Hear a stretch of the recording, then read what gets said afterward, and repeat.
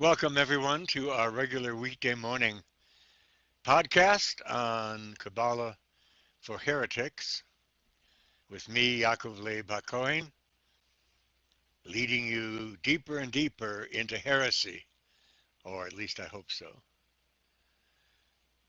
Let's get back to where we left off in the Zohar.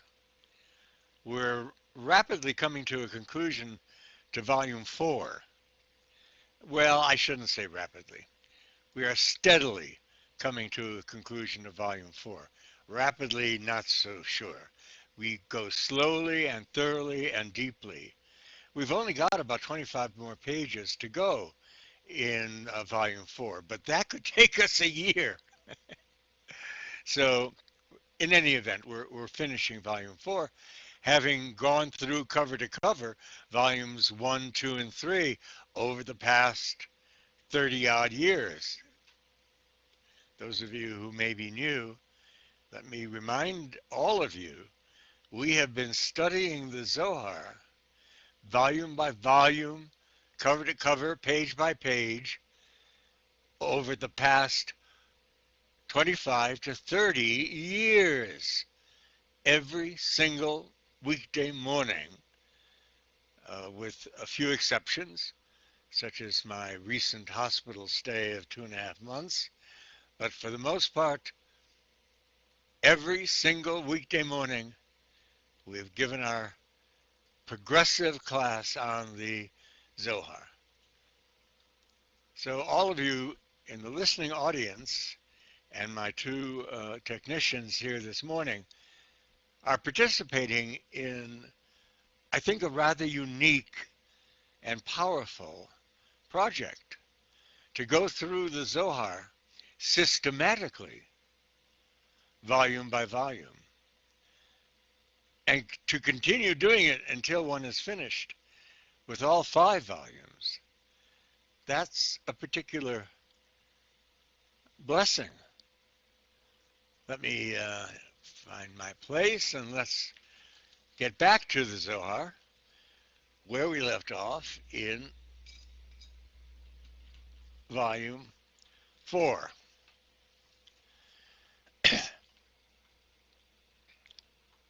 We come to a written passage of Scripture, and you all know that that is what the Zohar is. It's a midrash, and it gives a written portion of the Old Testament, and then proceeds to give the hidden, unwritten, oral meaning of that seemingly simple written scripture. Drink no wine, nor strong drink, thou nor thy sons. Let me point out to you, this is still talking about the Kohanim. And if, as I'm sure you've been listening every morning, you know from the last several podcasts that it was absolutely forbidden for the Kohen to go into the temple to duken, to bless the congregation while he was drunk, or even having had a drink. It wasn't that the Kohen was forbidden from drinking, it was he was forbidden from drinking while performing his temple services. There were, as I think I pointed out, special taverns for the Kohanim when they were in their time off, so that they could get together and they could drink and sing sacred songs. But in any event, here it says, drink no wine, nor strong drink, thou nor thy sons. The fact that this injunction was given to the priests shows that Nadab and Abihu were under the influence of wine. Now, why would wine be forbidden to the Kohen while he is performing his temple services? Because wine is greatly honored everywhere else, both esoterically and exoterically. One of the heights of the Passover service is when a drop of wine, up to 10 drops, is placed from the cup to the white tablecloth to commemorate the 10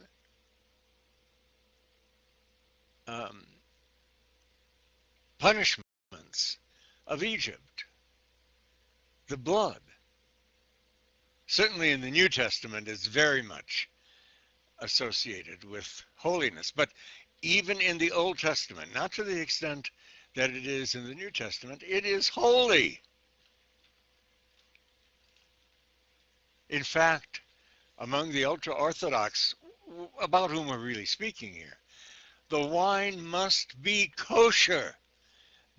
Now wait, before you say, I know what that means, you don't. And get ready to hear what it means. It means that that wine, from the planting of the grape, of the vine, to the harvest, to the making of the wine itself, was never touched by a Gentile. There's a special name for that. I forget what it is, but it's a guarantee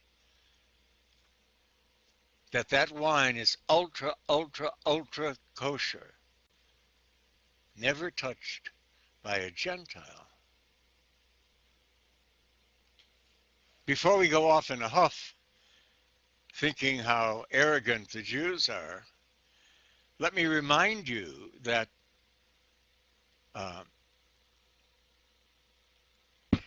wine comes from the left-hand side of God, as do, this is not my opinion or anyone's opinion, it's a fact of the Kabbalah, Gentiles come from the left-hand side. Evil is the left-hand side. Therefore, anything of the left-hand side, in this case most particularly Gentiles, may not touch that wine, because if they do, they contaminate it with the unholiness of the left-hand side of God. It's not of the Gentile even, but rather that because the Gentile comes from the left-hand side of God, he can contaminate that holy wine by touching it at any point in its making. That's how holy wine is.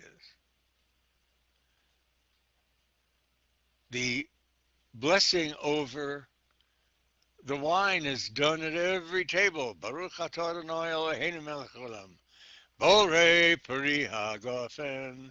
Blessed art thou, Lord our God, who bringest forth fruit from the vine. So why forbid it for the Kohen? Because, as I say, there must be as absolute a certainty as there can be that it has not been touched, it has not been contaminated, and just to make absolutely certain of that, it must not be drunk during the holy service of the priest. After that, yes. Not directly before either. I mean, he cannot stop on the way to the temple and have a quick one. That's also forbidden. Afterward, yes.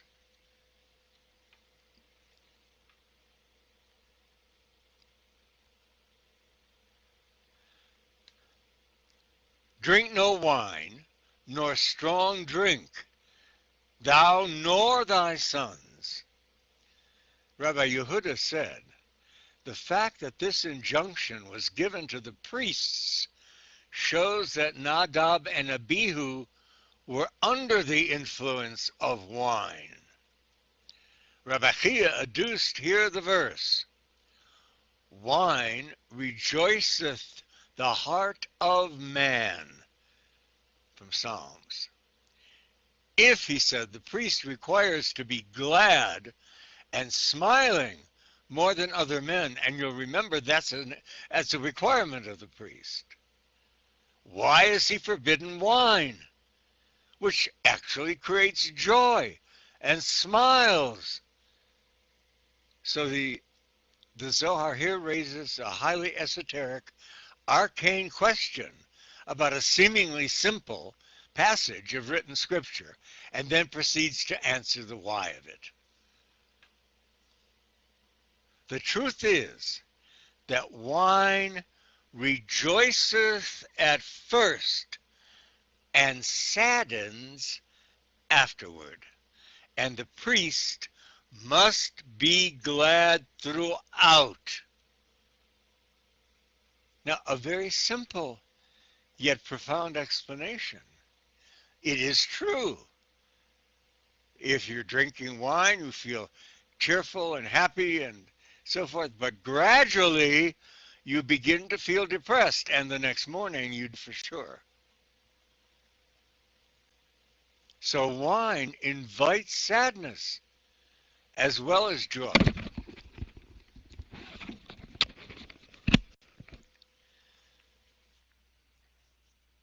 The truth is that wine rejoiceth at first and saddens afterward, and the priest must be glad throughout the temple service. Also, wine is of the side of the Levim, of the Levites, but the side of the priests is pure and clear water.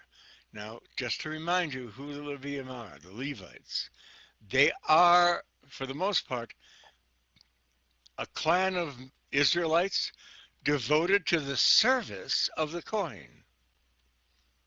There are 4 castes in Judaism, in the Bible, frequently referred to but not practiced so much anymore. But they are just like the castes of the Hindus, which is another indication, as we pointed out, that the sons of Keturah brought ancient Israelite Torah, oral Torah, eastward to the East Country, to Egypt. The truth is that wine rejoices at first, etc. Also, wine is of the side of the Levium, the Levites. So the castes that we're talking about, the highest caste, just like Hinduism, are the Kohanim, the priests. The priestly class is the highest class in the Jewish ritual culture. Under that, there are the Levium, the Levites, just like the Kshatriya in Hinduism. Under that, there are the Yisraelis, the common, ordinary Israelite, the man on the street. But under that, there is literally, in Judaism, if you don't believe me, you got no business being here, and that is the untouchables. They are literally untouchable. And that is the mamzerim, the bastards. But they are untouchable. They must not even be allowed in one's presence. So we see a system of castes in Judaism that very probably gave rise to the caste system in India, when the sons of Keturah, which we've talked about so many times in the past, brought the original oral Torah of Abraham eastward to the East Country of India. And along the way,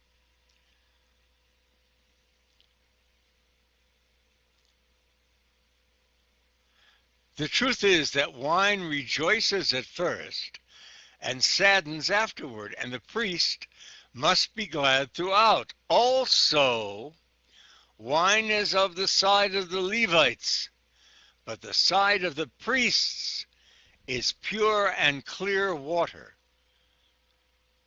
The priests are from the right-hand side of God, where the Levium are from this unholy left-hand side of God. Doesn't mean they're unholy, but they come from that. Rabbi Yossi said, each lends to the and therefore wine gladdens at first because it contains water, but afterwards it reverts to its own nature and brings gloom. But that's why it's so holy. It is the union between holy and unholy, the water of the right-hand side and the sinfulness of the left combined. So it's not one or the other, but both in perfect union.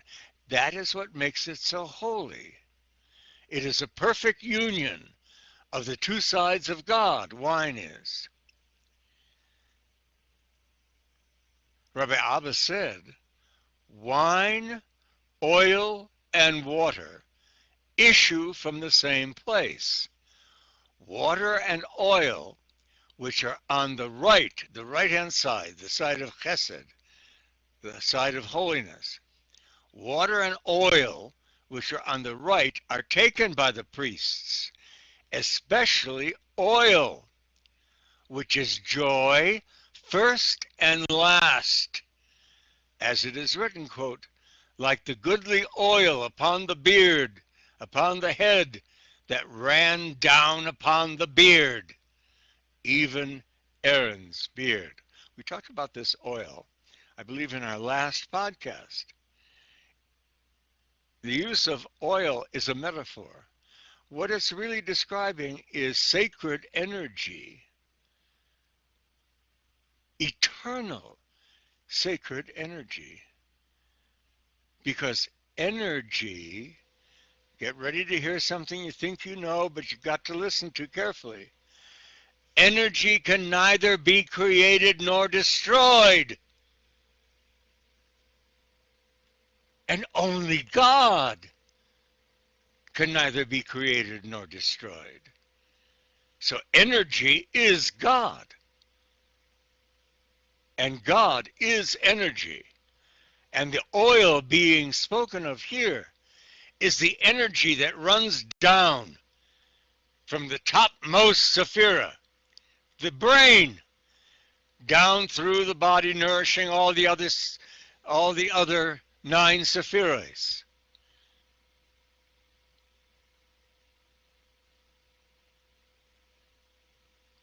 There is a tremendous emphasis on sacred energy in Hinduism. Here again, very probably because it was so sacred in the original Hebrew oral Torah that was brought by the sons of Keturah to India.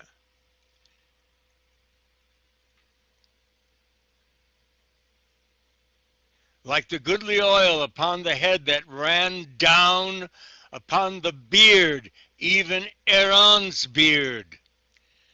Wine, which is on the left, is inherited by the Leviim, the servants of the Kohanim, the second highest caste, that they may raise their voices in song and not be silent.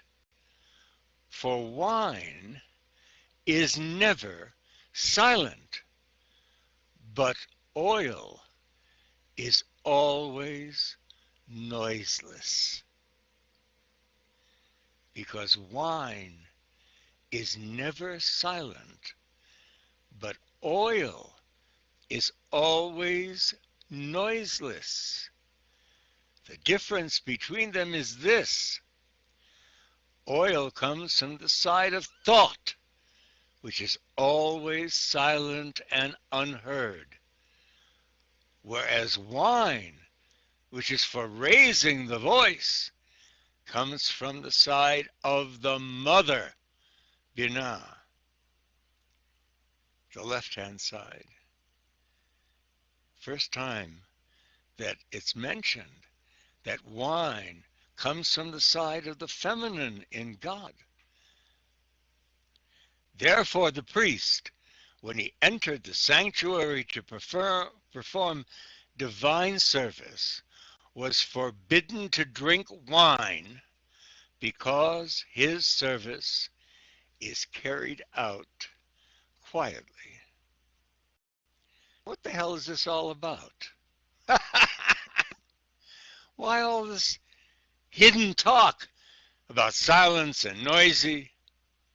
Well, first, because it talks about the combined sanctity of both evil and good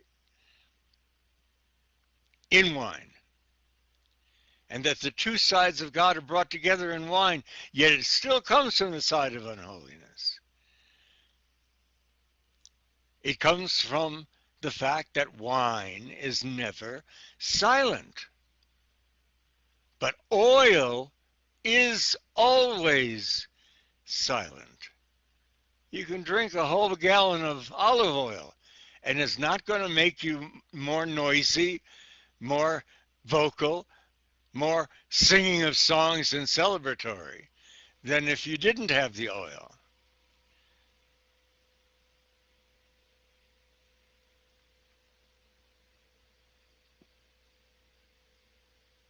And because the divine service in the temple was performed by the priest, the Kohen, silently, no words, no blessings, etc. Therefore, the priest, when he entered the sanctuary to perform divine service, was forbidden to drink wine because his service was carried out quietly. As I said, what the hell's the difference? What is this pointing to? It is pointing to the intimate connection between as below, so above. You'll remember it said the priest must always be smiling, must always be glad, must always be clean and wearing beautiful clothing, because that is the way God in heaven is. And the priest must wear this and dress this way and so forth in order to enliven the supernal God.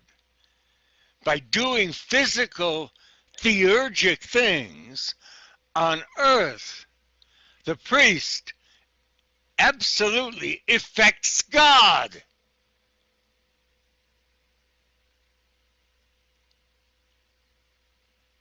Even when whatever he does may have been done by mistake, it still can have an adverse effect upon God. We think we know so much when we talk about as above, so below. Oh, yes, yes. Oh, yes. We all know that. No, we don't. What it's really referring to is the power given to man to effect the power of God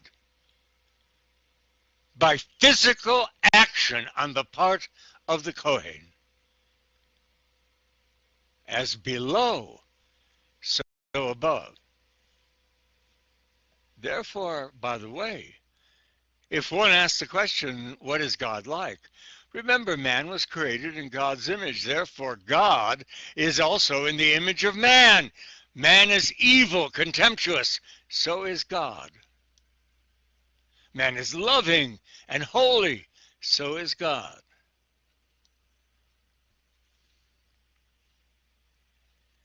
You want to know what God is like? Look to see what man is like. And, of course, similarly, you want to know what man is like, or should be like, look to what God is like. Rabbi Yehuda and Rabbi Yitzchak were once going from Merunia to Sepphoris, and with them was a youth leading an ass. Right away, we know we are in arcane territory. They were accompanied by a youth leading an ass. We'll talk about this more tomorrow morning. In the meantime, I'll mark my place and we'll stop here for this morning. Remember, They were being accompanied by a youth leading an ass. That concludes the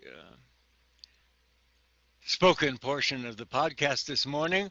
You representatives of the listening audience, David and Yishai, any comments or questions? Raise your hand if you have any. Yishai, go ahead. David, go ahead. There we go. David, drink no wine nor strong drink, thou nor thy sons.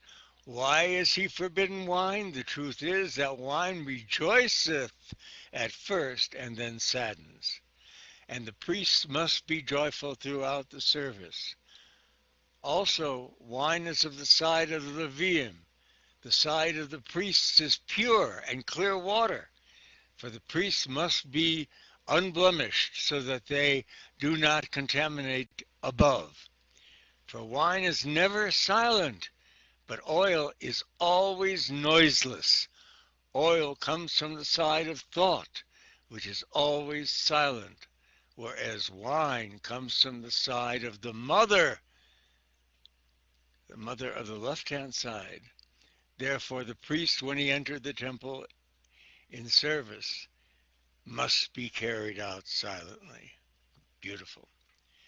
Excellent, Oven. Excellent. Thank you. Yeshai, we're waiting on you now. There we go, Yeshai. Extremely powerful podcast. The Kohen can affect God negatively, even by mistakes, according to the principle of as below, so above. So he must be like the oil, clear, pure, silent like thought. Beautiful, beautiful, Yeshai. Wine of the left cannot be drunk just before or during the temple service because it can carry God's evil. Not evil of the individual Gentile, but it also contains water, which is why it is so holy from the combination. Absolutely. I'm sure that answers some of the questions that our listening audience has. Thank you, gentlemen, for those two great observations. That concludes our podcast for this morning, and we will end it as I do every morning, and will continue doing for at least a year, by fulfilling my vow to say and recite the Holy Kaddish, prayer for the dead, every morning for at least a year, in memory of our beloved departed friend and fellow Kohen, Leonard Cohen. Yiskadav Yistad Kadash Mirabo, Bomodi Roch Yerusei V'Amlich Malchusei, B'chayachon of Yom Echon of Chayed Echol Beis Yisrael, Bagala Ovizman Kore Vimru Amen, Yehei Shmei Rabo Mevarach Le'olam Omeomaya, Yisbarach V'Yishtabach V'Yisba'ar V'Yisomnam, V'Yisnasei V'Yishadar V'Yisalei V'Yisalal, Shmei D'Kutsha B'Reichu, Le'olam Mincha B'Yirchasa Tushbechasa V'Nechemasa Damiran B'Amo Vimru Amen. Yehei Shalom Rabba Min Chaya Ve'Eleinu V'Yakol Yisrael Vimru Amen. Osei Shalom Bimramov Hu Yasei Shalom Aleinu V'Yakol Yisrael Vimru Amen. And let everyone please say Amen. That in fact does conclude our podcast for this morning. God willing, giving me another day of life and health, will continue tomorrow morning. In the meantime,